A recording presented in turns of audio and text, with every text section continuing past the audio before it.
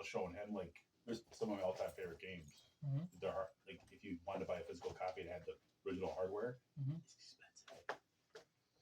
Like Sega CD, just to hold on. Like there's a couple games on that I wish I still had my Sega CD just for a couple games. Final Fight Sega CD version is the best version because not just because and Sega did it, Capcom didn't do it, but Sega did it. But the arcade game, the music is A lot of the same games soundtracks. Music. The soundtrack's the same. The tunes are the same, but they're done with real instruments. So electric guitar. Yeah.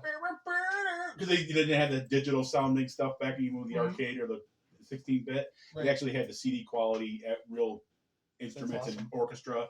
Mm-hmm. Terminator, the Sega CD game, that's based on that. That music soundtrack is ridiculous. It's like rock and roll music, and that game's fun too. On top of that, but I know I conquered the Resistance. There's one that came out. I think I got the new one, right? Yeah, which it was okay. I did it for funsies, just for fun of it. But as far as the storyline, it really was good to it, and had the whole Skynet thing, and beating them. And I heard Terminator Salvation for PlayStation 3 is one of the easiest platinum trophies to get. I've never been able to get that game, but you can put it on the hard level and just beat it. You can do everything and beat it on the hard level. It'll cover everything. The platinum. It's one of the easiest platinums to get. I just never had the chance to play that game. I'll have to look at it. My first platinum was, I don't know, you got any platinum trophies? One. Which one was that? I think I got it from Batman. On the Arkham game? No, I wish. No, the Telltale game? Yes. Yeah. My first one was Infamous 2 on PlayStation 3. Nice. Yeah. I have a lot of I got the Spider-Man one for PlayStation 4. I got Spider-Man for that one. Let alone playing each difficulty. Yeah. Usually I do most stuff is all story based, and then I can just go back to it later and play more. But yeah, finding all the little stuff that they want you to do on the side is the most tedious kind. Go ahead and talk if you. Huh? I'll butt in when I'm ready. You guys are talking. Are we recording now or what? Yeah. Oh. Yeah, we're doing good. Yeah. We started. Can I hear you? Is it coming through okay with my bottle being there? Sure. Yeah, we get moving around. I just want to be able to make sure we get all of our voices in there because the audio was crappy in the first one. Yeah, I understand that. But Dave was bringing up just with the soundtrack to games. Just there, you can tell a difference with again with like say Sonic, ding ding ding, then you actually have an orchestra playing. That's one really the game I was mentioned before, Dragon Age, the Belguard. You can just tell with those games, the sound quality and the voiceovers and all that. I mean, they're like. I mean, some stuff may not like have some stuff as far as I don't know. I don't have too many things to say against it except for some stuff with some characters, stuff that they have their arcs and stuff. But playability, there's a lot of people out there. But I like it with the graphics smooth, but the sound, that's a big thing, especially like I mentioned, like being story based. I like that, taking it slow, going and exploring, going around. So that makes it immerses you in there that much more. You can tell. So. Yeah, if you don't have the right soundtrack or something, it can kind of take you out of the mood. I wish I remember something years ago because the Walking Dead theme was always so iconic. I don't know if you ever seen the intro for that show, but it's like set the mood for the show. Mm-hmm. I remember Conan O'Brien having the guy that created all that stuff on there, and he tried to put the intro music and do his show like with that. It just sets a different tone. Oh yeah. Like if you had the wrong intro music or the wrong soundtrack for a game, it's gonna. What is this? Imagine that. It's also on X-Files. Yeah. It's like, wait a minute, is this setting the right tune for what we're doing here? Sean did it. It's like fighting games, like fighting game stage soundtracks. Mm-hmm. Like back in like when you had Marvel vs. Capcom and Capcom vs. SNK and all those, like Street Fighter Alpha 2, all those they had some of the best soundtracks for like stages. Mm-hmm. So it's like even Tekken over the times. Like one of my favorite stages is from Tekken 5. I'm trying to remember the name of it. Oh, yeah. But the soundtrack, the music for it, like sets the tone besides the stage you're on. Mm-hmm. See, with some games, it's like it's like a launch fight. Like Mass Effect, like the Mass Effect, the 3 games, the trilogy. I still think the best soundtrack's the first game. Yeah, I got the music, the music from the first game, the soundtrack for different stages. It's a lot better. It's a lot better than the other ones. Not that the other ones stink. Right. But they even had in Mass Effect 2 where you can go up to Shepard's his room, and then you could turn on the soundtrack like a stuff. stereo, like a stereo in his room, play the tunes from the first game, which I thought was funny. Yep. But it's a good piece. Waiting for more on that one. That's another one that hopefully continue the series. On the subject of soundtracks, I kind of like the Tony Hawk Pro Skater 2 soundtrack. Yeah. One of the things I noticed is if you put the game, was in a regular CD player, it would play the music off of it. Back in the day, did you guys know that? Yeah, you can. Yeah. There's certain games you can put in a CD player. And it would work. It blew my mind. Like I just did it for the heck of it. I'm like, whoa, that's crazy. Neat. Yeah. And then I tried one time when the regular PlayStation came out. I tried. Because when it first came out, you put a CD in it, and then on your TV, you can make all these different. You probably still do it. I have a PlayStation or somewhere, where you could change shapes to the music and like do all these different visual effects all over the place. So it was kind of cool having that just as a special effect in the game system. Mm-hmm. Yeah, and so I tried recording that to a VCR to a song, and I was going to give it to my grandma as a gift, but it didn't record. So that was a bummer because I had everything figured out, like how many times I had to press the PlayStation button to get it to do some squiggly thing, and then do this one so many times it would change it to something else, and I had it all timed just right to the song, and then it didn't record. I'm like, you gotta be kidding me. Is this live back here on the screen? No, no, that's just advertising for Matthew's game channel. Yep. Fortnite. Cool. Yeah. I don't have it on the good graphics, so I don't have the settings set. It's on when it auto plays, it plays crappy graphics. You have to change the. Let's see. To go to settings. And then make it play the high def. So yeah, it's auto 360. We don't need 360. We'll go 720. It'll be better. There we go. There, much better. Mm-hmm. That would be people can actually. Cool. Yep. So, anyways, all right, we'll get started here. If you guys are ready, we'll get started. Yeah. Okay. All right. All right. So, yeah, I'm good. I'm good for a little bit. All right. So, good evening and welcome back to Game Chat and Chill. I'm Eric. This is Shane. We have a special guest today, a very knowledgeable, informative guest in the gaming community. He goes by the name of Deranged Dave. I've known him for about 10, 11 years. Good to meet you. Good to have you here. Yeah. How you feeling today? Doing okay. Doing okay. All right, cool. Glad to have you. Yeah, I've known him for about 10, 11 years now, and he just blows my mind with the Marvel Universe, Star Wars, wrestling, gaming, Jesus knowledge. He shares with me at all times, and he's like a walking encyclopedia on these things. So we're glad to have you here. And then eventually I won't need a notebook. But so anyways, right here in Game Chat and Chill, what to expect. So what we're going to be doing is this platform is going to be like we're going to do podcast episodes. We're going to do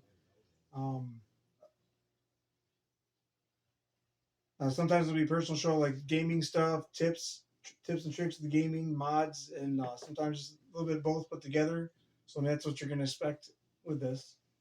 Sometimes it'll be a podcast plus like a gaming skit or something that we do. Eventually I'll get professional, but for now this is what we got to do.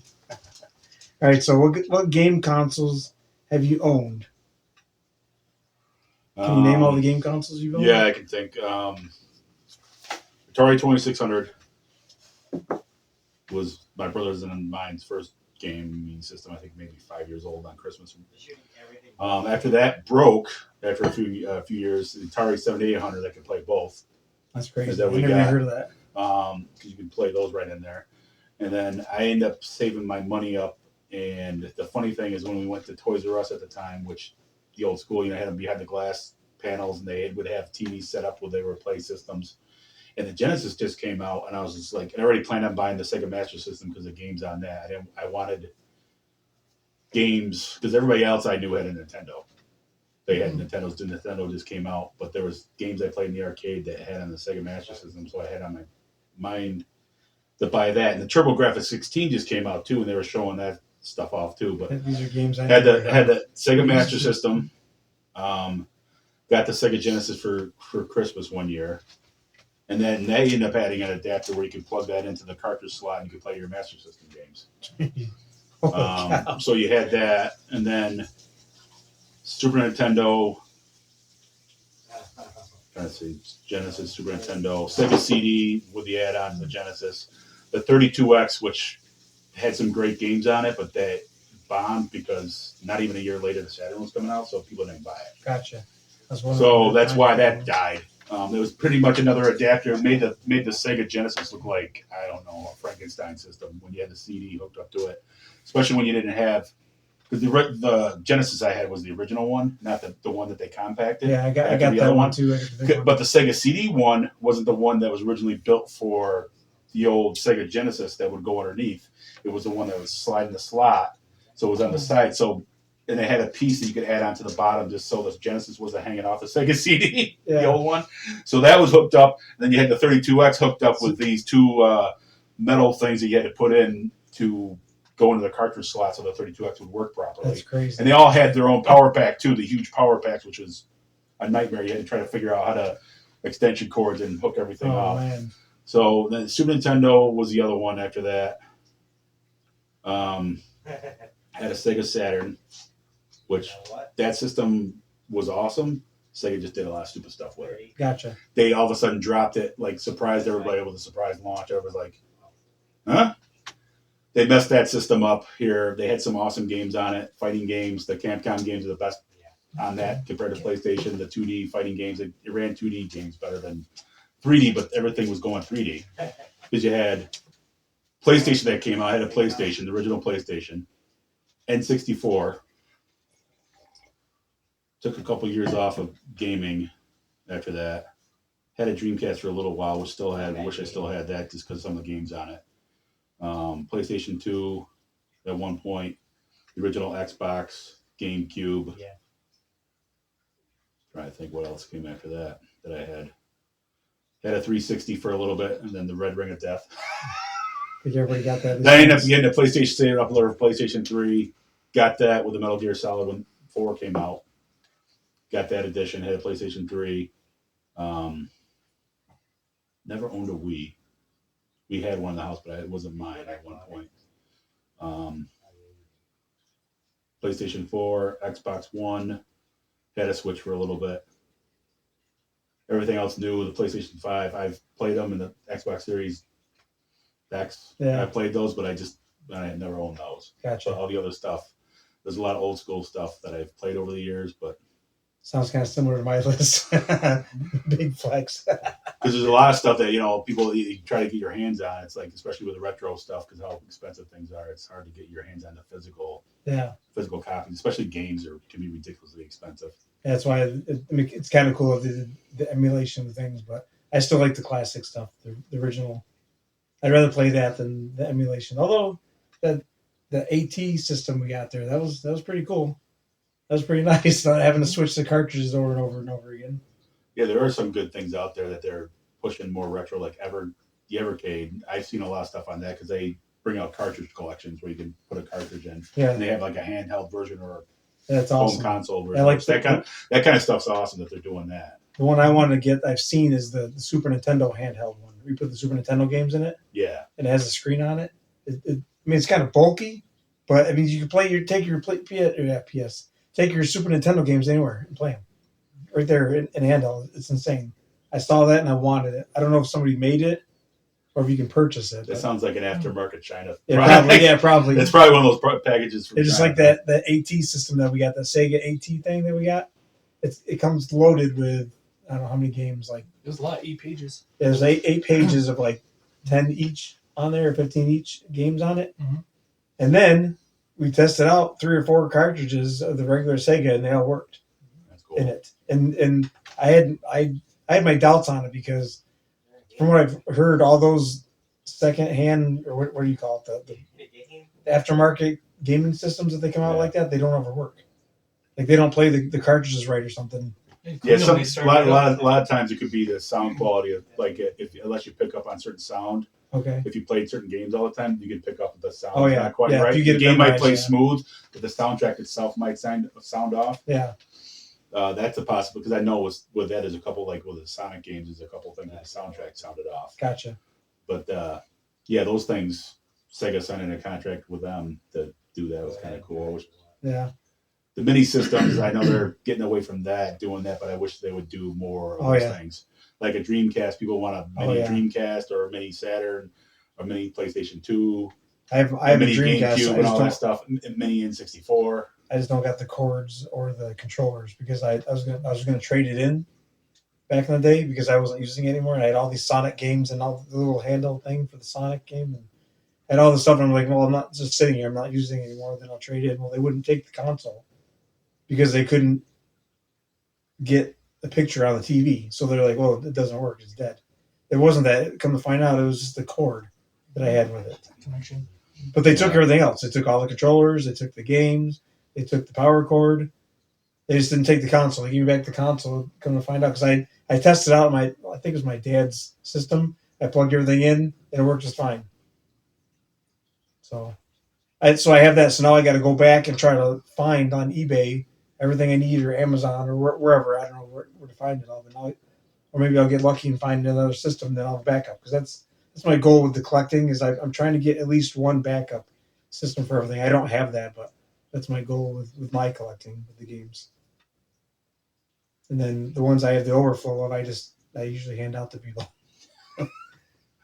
I started handing them down to my kids. My daughter, she's got PS1, 2, 3 upstairs. But anyways, so what classic games were your favorite? You remember back that far? Yeah, it's funny. I'm trying to think of like even the first system, the Atari 2600. We played Pitfall all the time, which was fun. Oh yeah, Pitfall 2, where you could actually they had an ending to the game. That one was fun. I don't remember Pitfall 2. Combat that came with the system. I used to love playing that thing, but my brother, every time we played with the airplanes or jets, he would always beat me, and he's 3 years older than me. But he would like start singing. It drove me nuts as a little kid. He would start singing "Another One Bites the Dust" every time I got shot. And he'd go, "Another one." I go, and I would get mad. Oh, but the funny thing is, he would even tell you now that I'm way better at games than he was. At a certain point, I just was better at games. Him. Yeah. So it was just starting out and playing through that stuff. The Sega Master System. Yeah, I'm trying to think of some of my favorite games on that. I liked because they had game. The reason I wanted that because at Sega, I play a lot of arcade games as a kid. Anywhere I go, they had a arcade machine. It didn't matter if it was like a convenience store, or grocery store, theme park. I drove my mom absolutely nuts because I would ask for quarters. It didn't matter what the game was. Yeah, give me the most mundane, boring arcade game. I'd want to play it. That's the thing, dude. Go to Pizza Hut. You're waiting there and get. Oh yeah, the table. They had the table in Miss Pac-Man when I was a kid at the Pizza Hut that we went to. Awesome. So I remember convenient down here when I was a kid, all the way up through. They'd always have at least one arcade machine in there. So some of my thinking of the Sega Master System, they had like R-Type, because they had R-Type in the arcade down to convenient at the time, and that game was hard as all can be. But they had a pretty good version of it for the Sega Master System.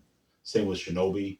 That game's one of the hardest games. You get hit once. Weren't you just playing that? Yeah. Shinobi. Love it. Shinobi and the Master System was hard, but they also had a cheat code. When you start getting the cheat code, but you had invincibility. That's the only way I could ever beat that game. No matter how good I got at the game, the only way I could beat it because of how hard the bosses were. Yeah. And they didn't really have continues for that game, so you had to use the cheat code. It was like invincibility. Yeah. The only way you die, you fall into a pit or something. That's so interesting. Yeah, but they had like Altered Beast, Shinobi, how they had that whole person. Yeah, Raston was another one that was an arcade game, but they had a Sega Master System version. That game's hard as all can be too, but they also had an invincibility cheat code for put in the control pad. Oh, after this, okay, then you're invincible for the whole game. So yeah, you're invincible. Genesis was awesome at the fact because you started seeing arcade quality stuff that you're like because it came with Ultra Beast. A lot of systems still came with the game at the time, like Atari came with the game. Nintendo came with Super Mario Brothers and Duck Hunt, which were awesome. Mike Tyson's Punch Out is one of my favorite games. I don't have that game. I didn't even own a Nintendo. I always want to go to my friend's house to play his Nintendo. He had Mike Tyson's Punch Out and all those games. I want to go play, but he always wanted to come over to my house to play the. They only want to come over to play my stuff. I'm like, okay, whatever. Yeah. Tell him to bring you. Yeah, Mike Tyson's Punch Out was hard as all can be. Mike Tyson. But Get past soda pop. We're not there yet. We get on the phone. Ask to make sure that this is what can't spend the night. Don't forget to bring Mike Tyson. So I'm trying to think of some stuff. Sega don't get enough credit. My all-time favorite games, tied for 2. They're tied for 1. Both of them is either Street Fighter 2, because that changed everything when it came to fighting games. Because they had, I remember playing the original one in the arcade, Street Fighter, and I think it might have been called Fighting Streets at one point. We went up to Seabreeze for a 6th grade field trip, where we had the run. They had a couple classes, but we pretty much had the run of the park. You didn't have to wait in line for rides or anything, but they had arcades there, and a lot of us 11-year-old boys are gonna go hang out and play video games in the arcade, and they had that. But that game is like, compared to what Street Fighter 2 became, where you had a list of guys you could pick from that all had a different fighting style. That got me into fighting games, and then when it came out on the Super Nintendo, that's what made me want to get a Super Nintendo. But Street Fighter 2 Championship Edition is probably my favorite one out of those, because you can finally use the bosses. My favorite guy of any Street Fighter game, my favorite guy is Sagat. Even before I could use the guy, I liked him because I thought his stage was awesome. The theme music for his stage. He wasn't even the main boss. He was the main boss in the original game, but Street Fighter 2 was a sub boss before Bison there, which was always a pain to fight. But him and his the torpedoes or whatever. Trying to think. Star Wars Knights of the Old Republic for Xbox. Love that game. It's still one of the best Star Wars stories. Different things you can do. Does affect the story of like the choices you make. A lot of stuff is based off even what BioWare did later with Mass Effect. Mass Effect, the original one, even though 2 is probably a better game, and story-wise, I still like the first one just because it set everything up. The soundtrack's better. Trying to think. Uncharted 2. That series is awesome, but Uncharted 2 I like better, the story-wise, and the stages they had with the train and everything else. Like, I kind of climbing on the train and fighting guys all the way up through that game's pretty awesome for PlayStation 3. But I'm trying to think of some older school stuff, arcade games. Teenage Mutant Ninja Turtles. Of course, yeah. Teenage Mutant Turtles 4 is what they called it on Super Nintendo, Turtles in Time. It had more stages in the arcade game that they came out with. That game was awesome. I remember getting that for Christmas and playing that. That game, I still love that game. The Super Nintendo version better than the arcade. Cowabunga. Twisted Metal 2 is another one for the original PlayStation. Oh yeah. Twisted Metal 2 was Twisted Metal. I remember getting Twisted Metal for Christmas. Me and my brother were teenagers playing that, but Twisted Metal 2, when they added more guys, and then you could actually had cheat codes where you could use the main boss from the first game, which was kind of funny. He wasn't even the main boss in that game. He was like a sub boss. Cheat codes for loading your ammo again or something, or power ups or whatever. You can do it like if you move your D-pad around, you can actually shoot like weapons that you didn't have, like the freeze thing or the napalm. If you just but then there's also codes. I don't like up, down, left, right, whatever. Yeah. And then like you get you refill all your ammo, your health, ammo, all that. Yeah, that that was strategic because that actually helped you survive the game. Yeah, because some of those games were hard, even though they were fun, but they didn't have a lot of save. You didn't have save files back then yet, really. For certain games, you had to use the code. They give you like it was the old Mike Tyson's Punch Out. They give you the code that you had to write down to be able to continue. If you had to get to the championship match in each stage though to be able to get that.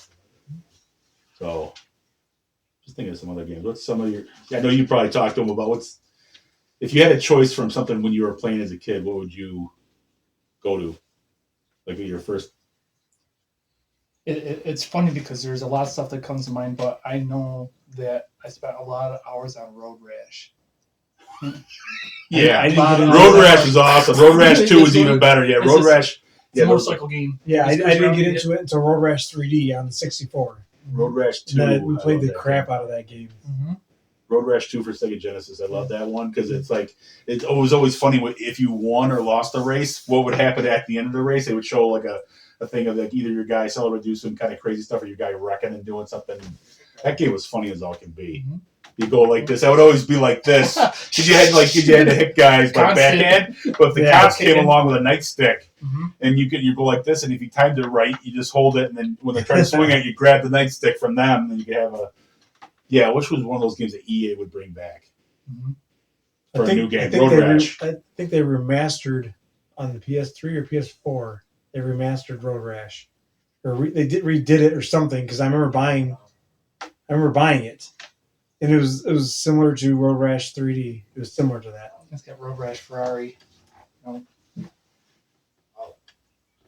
getting back, I always go back to story games because, along with your question was something that a classic that I played that I haven't mentioned before was Full Throttle. I love that game. It sounds familiar. What is it's basically the character. I forget his name, but you're on a motorcycle. You're part of the I forget motorcycle gang. Sounds familiar. Oh man, what I'm trying to think of his name, but he's like in a jacket, and basically it's where you got to do items, go around a board, do stuff to proceed, and do different things, and there's cinematics that happen. Yes, yeah. I thought that was so neat. It'd be funny to think about. I'm trying to think if there's this other game that I haven't. I forget the name of it now. I'm thinking too much. But back to again, way back when. I'm trying to think of something that I haven't mentioned because I was thinking a little bit before of stuff that wasn't mentioned, but it's like that's only scratching the surface really when we get down to it on the spot. Yeah, there's so much to go into. I don't think that other than sports games, because of course everybody you go to your friend's house to play sports games because they don't Joe Montana football. However, Yeah, I got Tecmo Bowl, Super Tecmo Bowl. Super Tecmo Bowl. Yeah, Bo Jackson. We got at a certain point you couldn't use the Raiders because Bo Jackson just had he was too fast. He just had one running play that you could pick from, and then people at a certain point you can't use the Raiders. It's like why you can't tackle Bo? He break tackles and run 100 yards. Around to it. But that game was always funny. I still remember one time that my friend had that for Nintendo. We were sitting there playing a game, and he was losing by a touchdown. It was like a couple seconds left. He's like, "Can you do something?" And in that game, they let you throw a bomb all the way down the field. And I remember he's like, "I can't do this." And then I played it, and I don't know how that happened, but you threw a bomb all the way downfield, and the guy dove in the end zone and caught it, and we won the game. Which I was like, that's kind of hilarious. But that stuff, wow, the stuff they would let you do in that game, like you mentioned Joe Montana football, I would purposely use the team he was on, onside kick it all the time, and then I get the onside kick all the time. But I would back myself all the way up when I was playing the season, all the way down to the 1, because I wanted to get all the passing yards. And the passing yards I got for a season was like 20-something thousand yards passing for Joe Montana. Well, that was the best thing because you couldn't see where it was going. You throw it, and you have to wait for it to get there. But then you just bomb, pass, Hail Mary. That was what you had to do. Yeah, he was the only real guy on the game at the time, and they had guys based on him. Like they had a receiver as good as Jerry Rice, which I remember that I would purposely onside kick it and get the ball back for the team after I scored, and then I'd back up just because I wanted the passing yards and get a 100-yard pass it like a. I'm trying to think because with Tecmo Bowl being horizontal versus the vertical. Yeah, vertical field, games. Yeah, with Madden did that too with the vertical. Madden was an awesome game too back in. I think I have 95 and 96 over there on the Sega. Yep. I mean, there's a lot to that. That's sports NHL 94 NHL 94 for Genesis. That game when they added that was very big. That was awesome.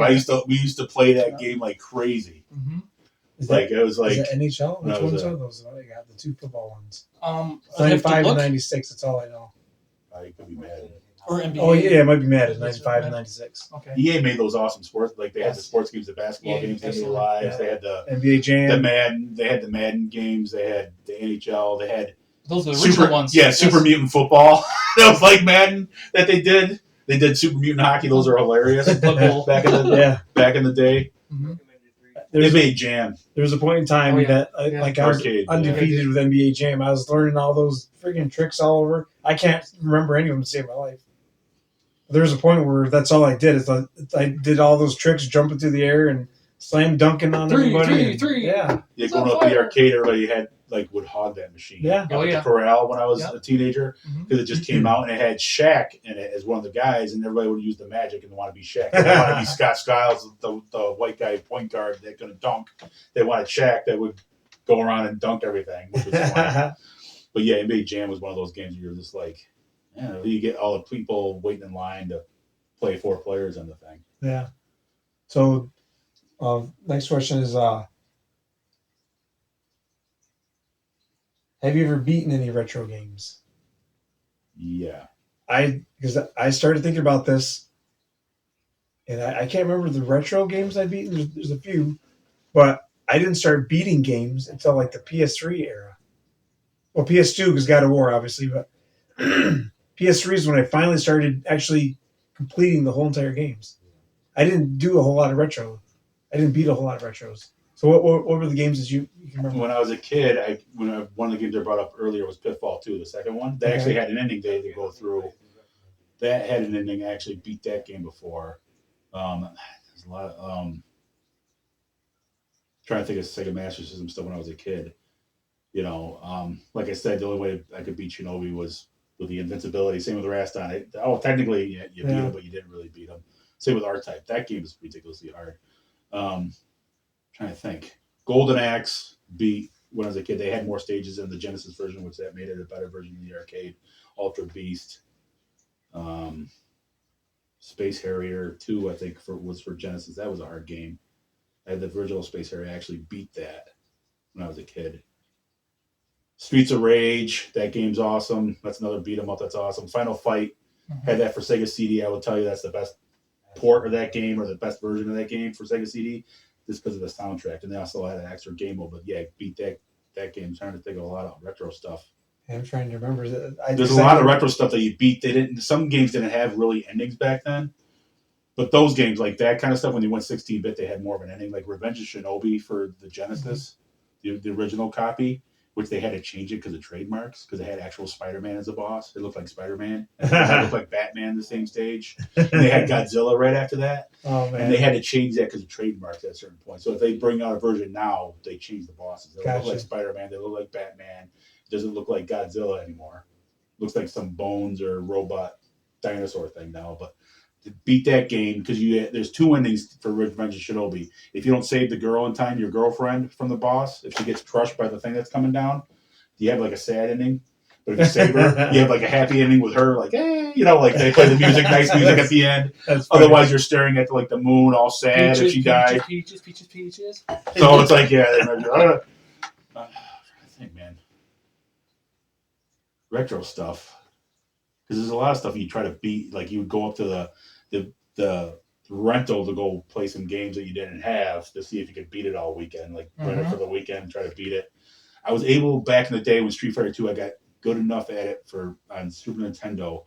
I was able to beat it on the hardest level, which was hard at a certain point, like ridiculously hard. I was able to beat it with certain guys without issue.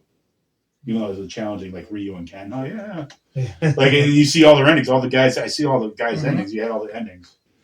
So it's like the fighting games is a little bit easier to beat the games because you just can keep continuing. Like games that you're talking about where you have like one life, one hit, you're dead, kind of thing. Like one of the hardest games ever is Ninja Gaiden for Nintendo. That game's ridiculously. Love it. It's an awesome game, but that thing is hard as all can be. Same with Batman on that system. The Batman on Nintendo was just kind of like you bounce off the wall. That game's awesome, but that was hard as all can be. Batman for Genesis was an awesome game based on the movie. That was an awesome game, but that was hard. That's one of those games that you look at now. A lot of games, unless you're playing Dark Souls or Elden Ring, which is like that kind of game, or Bloodborne, same kind of game as Dark Souls. Those games you die over. The only way to get good at that game is to die, and then you learn a pattern of what you need to do to beat the guy. Same with the old school games. You had to learn a pattern of how bosses fought or how to get through stages like the Mega Man games. Those games are hard as all. That's another great series. Mega Man all the way up through on Nintendo, up to Super Nintendo, even on Saturn. Those games, and they got the Mega Man X on Super Nintendo. Those games are awesome. They're hard. But they're worth playing though. I think that's why I stopped trying. They're just too hard for me. Then you remember if like at a certain point the bosses, you had to beat the bosses in a certain order to get their power up to beat other bosses. But the stages themselves, it's like how do you memorize all? And then if you quit playing for a couple weeks, you forget everything. You forget and you get the timing wrong and you die. So it's like Sonic I beat back when they get all the gems. The original Sonic. I never beat Sonic. I got to like the third board maybe. The third, whatever. I think it's Green Hills. And that's the first three stages, and they had. So I think I got to like the third set of stages, and that's about as far as I would ever get. It could be unforgiving, if you didn't get the pattern down. There's only 2 off the top of my head I can think of. I remember one of them was Mario Brothers, which I think a lot of people actually beat Yeah, we that. beat that. They had the cheat codes at that But point. then- You get jump stages. Yeah, exactly. Yeah, so you do speed runs with their friends who could do it the fastest. And then the other one was Donkey Kong Country for Super Nintendo. That's a hard game too. That's a Yeah. pretty fun game too. Yeah. Because I've only been able to beat it once, but I've made it to the end a few times. And the first time I went to beat it, I got killed because after you beat him, the credits roll, and then he wakes up and then he kills you. So it's like you got to do that over again. So you have to go through the whole entire thing again. Save some for the sequel. I was only able to do it one time where I actually got through that and beat the game. And then you're reminding me of like when I played Streets of Rage for the first time on Genesis when we got that. If you played it on easy, you're thinking, "Oh, I'm going to get through it." They didn't let you only get to a certain board because you're playing it on easy, and then you got to play it on normal or hard to beat the game. You only got to a certain stage, and then they're like, you got to play. You actually got to play it on normal or the hard level to finish the game. They wouldn't even let you get to all through the stages. Yeah. You got to a point, and you're like, no, try normal or whatever. Yeah. It's like what? Tutorial's over. It's like, wait a minute, I want to play the game through, and then it does force you to get better at games if you want to beat them. If the game is too hard, I lose interest. I stop. Like I will stop if I get frustrated. Unless it's a good game, because there is a couple where I've pushed through and actually gotten through. Right, fight for it. But but then there's most time I just don't. I don't have the time. Yeah, So I just give up. Yeah, if they're fun, or Yeah. you want to see what the story's good. Yeah. Like you want to keep up with the storyline. one You of the have to more drive. modern games that got me going because of how hard boss fights would get or random boss fights was God of War on PS4, the one where Yeah. he's doing the Norse mythology, Yeah. fighting those Valkyries, Yeah. like going down Oh my the gosh, elevator, those are and nightmares. then all of a sudden you see this winged thing kind of like sitting there, and I'm like, what is this thing? And then you An go in outlet. there and you realize how much of a messed up fight you're in, Oh, yeah. depending on which one you ran into, and then you had to get different power ups to be able to beat them in patterns. Yeah. You were You had to ready. figure out, you are not ready for that first fight. Yeah. If you come across one of those things, because it's one of those random extra boss fights, you're like, I'm trying to think if I got all the chairs set yet. With that I part. could Yeah, never but beat. I beat that game, I gotta revisit but I could that. never beat the Valkyrie Queen. I got to her, but I didn't have enough. I didn't have the most powered up armor that Kratos would get to be able to do it because it would slow down time. Yeah. 'Cause I never got that stuff. I think. Because I saw somebody beat that thing, but it's the one that would slow down time, so you can just Yeah. You totally. listen. That's the only like I seen people beat it, but that's when I got her down to this much, Oh, that's the worst. and I still lost. Oh. Like I got her down to like nothing left, and I was like, I still got beat. I was like, I think my dad is the only one I know for sure that's beaten it. But he actually puts the time in with certain games. Yeah. Like that's just what he'll do. that game I like that game out of the fighting, the style, the story for that game. I like that game. But yeah, that's some of the boss fights. As much as I love fighting games, if people are going to say, "Oh, just because you can't beat the guy, you don't like him," I don't like that. I think it's one of the cheapest boss fights in any fighting games. I can't remember if it's Onslaught in Marvel vs. Capcom. He's one of the cheapest boss fights that you don't want to fight because you just constantly die. Because it's like cheap. No matter what you do, you can't wear him down enough, and he beat you. It's like stuff like that. It's like, okay, this is frustrating. Turn that off. As much as you like it, it's like, have I beaten it before? Yes, I probably beat it once. All the times I'm good at fighting games, but Well, it gets hard because Yeah, you're the one yeah, taking a plus- break, but then the breaks get longer. yeah, the boss It's fight like- for him is like crazy. I just like, You break through. yeah. I'm What- trying. One of the things I've noticed with the one of the things I've noticed is with the newer games that are coming out is the whole roll idea. I don't like that.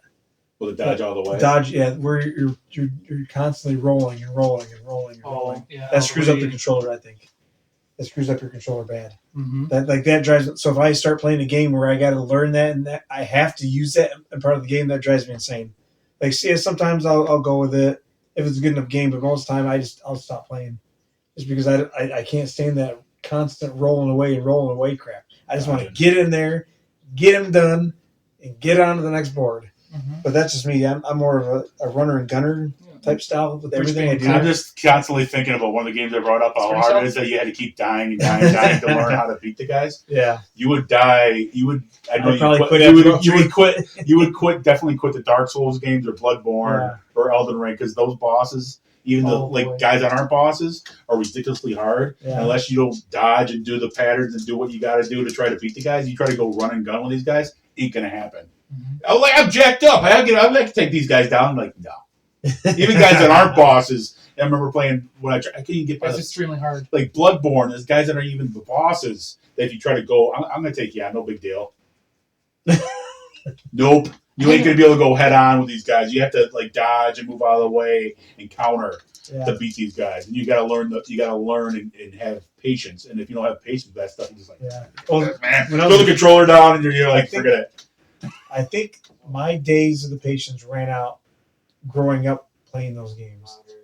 Yeah. Where you put in all this time, and then like what we were talking about before, when you're playing like a Nintendo game, and you'd have to leave or you'd have to go to sleep, so you pause it, leave your system running just like that, until you could play again.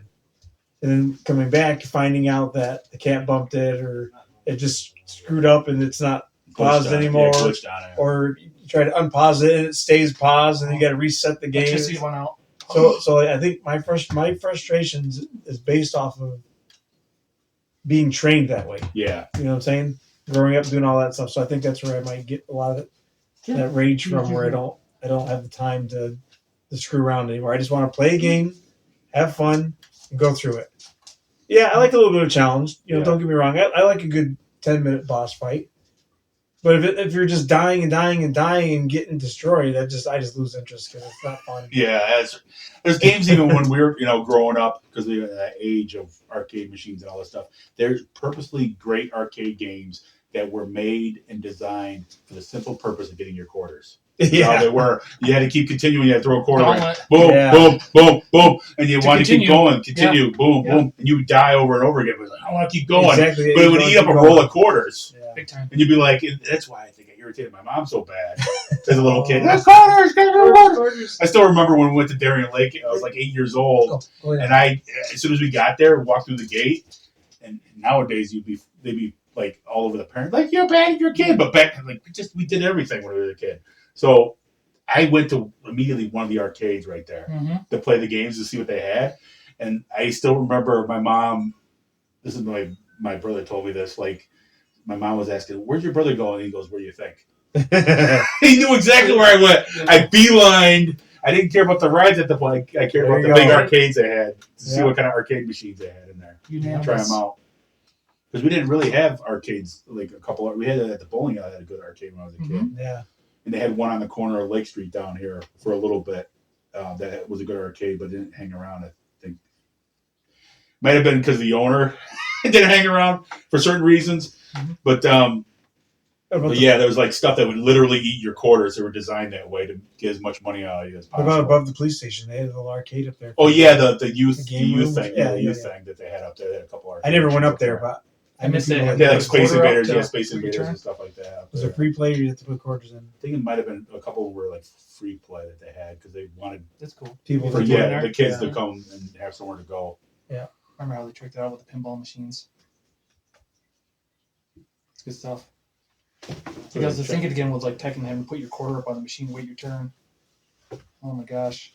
Yeah, that's one of the things when I was a teenager, upper teens, when Tekken 3 came out, and we go up to the corral, and this is before it came out on PlayStation 1. A bunch of us would go up there and play, and everybody was so competitive there, and they would wait in line to play that thing. Ideally, that's exactly what I was referring to. And then you're trying to play by yourself because there was nobody else around. You try to play by yourself, you can get through the game and unlock the guys that weren't unlocked yet.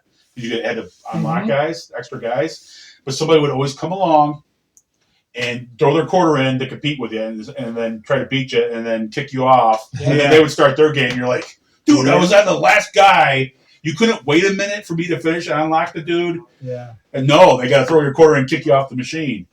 That was the funny thing. You had it like that way you had to compete at it. The PlayStation 1, Tekken 3, I loved all the Tekken, like I'm thinking about games that like all of a sudden going off the subject here. But yeah, Tekken 3 was one of those games that you would waste a lot of quarters and then people would come along and want to beat you. Yeah. Which I don't have a problem with that. Street Fighter 2 was like that all the way up too. You'd have guys that were me being a young teenager trying to play that thing and get better at it. Then you'd have a guy that's older than you, like in his 30s, that plays the thing. It'd be like us now showing up and beating a kid. Like, oh, I'm going to kick him off the machine. Yeah. That's basically what it was. And I know I'm probably going to kick myself in the butt because I can't think of any other games that I beat. Do you remember anything I said last time? And there's only a couple. Battletoads actually beat by wasn't myself a whole before lot. too. Was another one. That game's hard as all could be. It's harder with 2 players. Oh, I did end up beating Mortal Kombat 3. Back in 1999, I was down south and we took the game down. I wonder if it's still on there. But you had to go up the ladder and beat Shao Kahn at the end. Yeah, it was on PlayStation. So I did beat that. Well, the one I beat was on Super Nintendo. Mortal Kombat 3. It was for Super Nintendo. I don't know if it was 3 or 3 Ultimate because there's a bunch of Mortal. It was one of the two. Maybe both. I don't know, but I was big into Mortal Kombat back in the day. But anyways, there wasn't a whole lot of retro games I was able to beat just because they were just so hard. But thinking about it, I can name a few games you just go through, like the Teenage Mutant Ninja Turtles on Super Nintendo. Yeah, we beat that thing because at a certain point you get better at trying to conserve your saves or not saves but continues. Yeah. So you don't die in these certain stages that you normally then you try to get through. But like those kind of games, yeah. With Donkey Kong Country, we would go back. Like we'd get to a point where we'd use all of our lives, take funky flights, and go all the way back to the beginning to the first board, and you can get up to 3. If you did it right, you get up to 3 balloons every time you played through it. We just repeat that until we had about 100 lives, and then we'd go on. Yeah, I love those old. Go on to the next like that board to get to the next save point because it was Candy's save point or something like that. Because you had to beat all the boards up to that point before you could save your game. So you'd have to stock up. And then, the first goal was trying to get to Funky Flights because then you could always go back to a save point on Funky Flights. So that was the trick for playing Donkey Kong Country. That was our trick for beating the game. We'd stock up on our lives, go play as far as we can. And then sometimes it would suck because we'd get all the way to just before Funky Flights, and then we would die. And so then we had to play all those 5 boards again. So we have to go all the way back to the beginning, get a bunch of lives, play all those 5 boards again, just to get to the Funky Flights to be able to go back to the Candy save point on the other board and save it, just so we can continue to move on. There's a method to the madness. Mm-hmm. But eventually, from playing that Donkey Kong Country so many times, it got easier. I mean, last time we tried playing, I couldn't get past the oil refinery place anymore. That's where you have to time it just right, where you're jumping on a tire. And then you have to time just right because the flame comes out of the oil cans. Yeah. And you got to be able to jump to the next one and wait for it to happen because it's all timed. The flames come up at a certain time. It's crazy. So we used, I don't know how many lives. I got it filmed already on the channel because we went live for it. And the fastest I beat the game was 3.5 hours from start to finish. That was my speed run time. It was like 3.5 hours. So I thought I was going to be able to do it again. No, it was like 5.5 hours later. We're still trying. It didn't go over so well. It's like what you said earlier. If you don't play it and then you try to come back and play it, you don't have the patterns down anymore. Oh gosh, we tried to the play timing Mortal down. Kombat the other day. Yeah, It's like you think of like Mortal Kombat 2. I loved it on Super Nintendo. I got it to the point where I could do all the moves for all the guys as I looked at it, the fatalities, all that stuff. Oh yeah. And then I could beat it. I could beat it with all the guys, and that was hard. But go back and play Mortal Kombat 2 now. Yeah. Like I remember they had like their arcade version on PS3, and trying to play that, I'm like getting wrecked. And I'm like, I don't remember being this hard. The game's not. So it's not a relenting fighting. Here's something I noticed when we and him were playing Mortal Kombat the other day. So this is gonna be a challenge for you because we're getting up there in age. When we played these games 30 some years ago, we were actually able to smash the crap out of the controller. I tried doing that in Mortal Kombat, and my hand is like barely moving. So test your might thing is making me what I think when you try to break the bricks. So now so are you going to be as good now as you were back in the day? No, I got some other issues with my hand. There's some fighting games, yeah, probably because they just know the moves more now. They're kind of like they get muscle memory at a certain point when you learn that, like especially with Capcom. It's got to be muscle memory. Anything that's like Capcom related. They have all the same motions for characters and stuff. Same with you go with Neo Geo, they did the same kind of thing. Yeah. When you get the movements down, you can pick up on it. If you just get a little bit of practice, you can pick up on it. Even games nowadays like the Dragon Ball Fighters is like that kind of same kind of movements. There's a couple of 2D fighters like the like Guilty Gear, those games, same kind of motions and movements you can pick up. I can pick up and play. Doesn't mean I'm going to pick up and beat a guy that's playing online all the time. Because I'm not that good anymore. Like I can hold my own on Street Fighter 5 on PlayStation 4 when I had it. I got to the point where I could hold my own with somebody using Ken, with guys that are ranked way higher than me. But now it's like, especially some of the old like Mortal Kombat, like the older Mortal Kombat games. Yeah. Like especially when you get the if you get the Shao Kahn, it's like, and a lot of that comes down to controllers, how controllers are designed too. A lot of them are not. It's like these, like Xbox controllers for fighting games are some of the most horrendous for me. I do not like using the sticks, and the D-pads are terrible for fighting games. They're awesome for first-person shooters and games like that. Love them. Fighting games, no. With that being said, let's move into our next segment because that was going to be the next segment. All right. Sweet. Perfect timing. All right, so this next segment, I've got as many as I can find. I don't have everything, but I have a lot of the controllers so we can get a basic idea of how they've changed over the years. So what are your likes and dislikes starting with Atari? So we're going to do a 5-star rating. Starting with Atari. For the games that they had, I think it's 5. I'm gonna go for it. It's very simple. It's either left, right, up, down. You have one button. You only need one button back then for those games. Yep. Like, and they had the different one, like for like Kaboom, or the one I got the paddles on the sides. I have the tennis. But yeah, paddles, that would probably be 4 because it would wear out at a certain point because of how much you're pushing the button and stuff. Because they were better designed back then. I mean, quality wise. But I know for the 7800 ones that they started adding 2 buttons for those ones, they were garbage. Oh, really? The design wasn't bad. Didn't they have a button on the design? Side? Yeah, they had the 2 buttons on the side, on each side. The design wasn't bad, but the quality of how long the buttons would last was awful. So if the button broke and you couldn't use it, you can't play the game. Yeah, exactly. Like this one, I like. But that one, that one, 1, 2, 3, 4, 5, and a little thing up here, and it's Wow. the same. They be designed like how the arcade sticks were. So like it was very precise. Like if you had to like playing Pac-Man on that, you had to. Yeah, they're fine. That would be I would put it like. I'm gonna give it a 4.5, just because it's like, for what it was and what you needed, and directional wise and everything else, you just needed the one button. Yeah, change it there. No, I just wanted to feel because I remember. See, I remember how it's really you could tell when stiff. it was really starting to have play in it, Yeah, I thought they were more. But it was more simple. I thought they were more. Maybe we had what you had to controllers, but I thought they were more mobile than up down. They had to kind of be a little. They wanted to be more precise of what because a lot of the stuff had to do with very fast. Yeah, like 45. Yeah, like turns. especially something like Pac-Man, you're going up and then over, and then you're just going in the 4 directions. You're not doing diagonals, so you need the kind of stuff that's 4 directions, not all the directions. Oh yeah, see, it's not bad. Yeah, it's 4.5 to 5 for Atari. Is that what you're thinking? 4.5? I'm thinking like. Well, I mean, anything's gonna have wear and tear on it, but as far as what you had to do, I mean, can you imagine trying to play Mario with that? No, you wouldn't be able to play Mario with that because you need 2 buttons. Yeah. Yes. What that goes into, not only just like how they made, but the progression of how the games got more complex and the functionality. Yeah, you got Nintendo right there, and let alone the joystick aspect. I'm going to say I'm going to give it 4 stars as well, just because it was good for what it was for.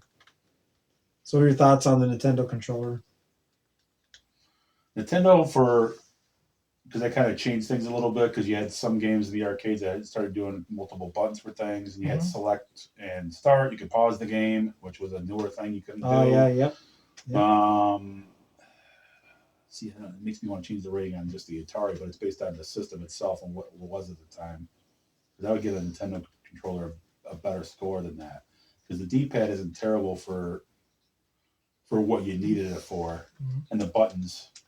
Because especially as much as they lasted too. Well, that's the first one got away from like a joystick. Then it kind of went back to that for steering. But as far as that, I mean, that was 2 hands. You do, you direction a character and your action. And you can really not on the top yet because they put that in there. Of course, how holding it. Yeah, the triggers. Someone designed and engineered it that way. But yeah, the buttons lasted on these things too. They didn't wear out. It seemed like as much as you say you're playing a shooter or something like that, like a arcade shooter where you've got the ship and you had to constantly hit the button.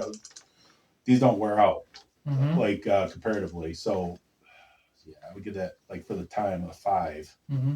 just because it's I like think, what it did. I agree. I think that was an upgrade. Just having doing the games they were doing, a lot of things were changing. Again, with the movement, it was right to the point, and then it was more centralized to start and select and stuff that you would have to do. It was just laid out, that you could easily do, and it wasn't too complex. Instead of it, it just had the 2 A or B and up, down, left, right, start or select. That was it. Didn't have to be color coordinated and stuff like that to kind of help you get along with what's doing what, or high kick, low kick, getting back in the fighting games. That's where a lot of stuff started. Other than The 6 button, the 6 Spy buttons. Hunter with the action, or again Excite Bike, and before there was Mario Kart, there was RC Pro Am. Shout out! Ooh, love that game. All right, so for me, I hate to be the bearer of bad news. Come on, Nope, I'm gonna have to give it a 2-star, only because I could not stand that controller growing up. Okay, why? Now, I'm going to give it a 2-star just because of what you're talking about. I'm giving it something because with the addition of all the extra buttons and the functions of them, that's awesome. Mm-hmm. But as far as being comfortable in my hands, I could never hold on to them right. Well, with that point, like when I was younger, this is a whole lot different. Me grabbing it now, it's like, wow, this thing's so giant, small. yeah. I feel like I'm going to break it. I could never hold on to it, and I could never hold it just right to get the games. Mm-hmm. Yeah, being 10 years old. So certain games, certain games I just couldn't get that controller to work right in my hands. But that goes into stuff that I like doing, though, is using these controllers. It was a good retro games. It was a good controller for the time that it came out. And it had functionality. Mm-hmm. But other than that, for being comfortable, I'm going to have to just give it 2 stars. Well, we got to think about that, too, when we do other reviews or do other things on said systems. That's something that we have to work with now. Because it ain't like when we're, 10, now, my opinion on the Super Nintendo controller is completely different, but we'll get to that when. Yeah, I'm basing it on I'm going to just clarify. My reviews are based on at the time and what the controller was for the system at the time, what they were playing. Yeah. Now, if it's based on overall things, I'll give my opinions when you get into more modern stuff, depending on what you're playing and what I prefer overall comparatively. Like when we start talking about Xbox controllers, I'll tell you I prefer those for first-person shooters and those kind of games compared to the PlayStation controller, just because of where the sticks are, how the sticks are. But for fighting games, they are god-awful. I would give them like a 1.5. It's not to go off topic, but do you think on certain systems, stuff is kind of like, going to BJ's, you go there for the frozen food, you go to Aldi's for some other things, shop smart, right? Yeah. So certain controllers on certain systems, they are going to be better for certain type of games, right? Yeah. Do you think that's where it came in the whole cross console to let other people play the same game, but whether it's PC or whatever, you think that tied into that? Well, I don't think they wanted to get sued, so they had to start making things different. Well, yeah. Well, a lot of people, things different. I'm just but even now, a lot of people with PCs type stuff, even guys I've seen online, they're playing with Xbox controllers. Even with emulation, they're doing that. Mm-hmm. We'll get there, but we're going to focus on Super Nintendo controller. You want to go because Genesis came first. Did it come first? Yeah. Sega was big before the whole Nintendo. Genesis came out. All right, we'll jump onto that. But I'm just saying, from my experience, I didn't have this before this, so that's why. Okay. Go ahead, yeah. Mm-hmm. This is the original. The original, yeah. Later on, that I had the other one. I had the 6-button one too, which was great too. Somewhere in storage. Well, they're competing, right? Because this will have the flow with the up and down. Yeah, so that was at the time I'd give it me giving that a 5. I think your rating is going to change even now, because at the time what it was, it would be like 4.5 up there because of what it was. It opened up more arcade stuff that you had to have the 3 buttons. So you think some with Golden Axe, you had to have 3 buttons. Streets of Rage, you had jump and attack, and then you had a special attack, so you had to have the 3 buttons. Mm-hmm. And of course you had, but the D-pad was decent on this for movement at the time. I think they made it better for the 6-button controller, where we're talking about this particular one. It is the boomerang controller, is what it looks like, because how big it is and bulky. But even now, it's still not uncomfortable being an older 47-year-old. Wasn't that the thing, though, going from Nintendo to Genesis? Like, they came out there with the newest thing, so it's like arcade. Like the way they promoted it, even too, it's like arcade, like 16-bit. Yeah, that's why they put Ultra Beast with the system. But it's like, the original ones. Like even you can get them now. Retrobit makes awesome ones that are exactly the same, but or close to it. Go down with a Sega license. But they're for what it was. Go Matthew. Wasn't there actually some moves that you actually had to have that left, right? Yeah, because it wasn't just. It wasn't like Yeah. up or down. Yeah. Yeah, it wasn't just like. circle. Yeah, because that's jump. B, Like, usually they you know. use jump back. Yeah, it Yeah, wasn't. jump forward. Yeah, it wasn't Yep. like with that. You only just needed the 4 directions basically. Because Yeah, that was the games were instructions. So limited. things are changing Yeah, here. the games were Yes. limited. Like if you're playing like Revenge of Shinobi, you had to do the jumps off of, and do different directions. That was, and the D-pad was bigger. Sega Genesis. It always makes me think of Night Trap. Yeah, so my opinion on Yeah, the Sega true. Genesis controller is different than Nintendo. I actually like the Sega Genesis controller because it fit my hand nice. So that's a big. They still fit even now. Like I was saying, they still. Yeah. It's a big controller. It's not like a little tiny with being an adult now and not a kid. Yeah, Kid. I like the curves on it. It fit my palms Yeah. easy. And then I just never understood why the extra button.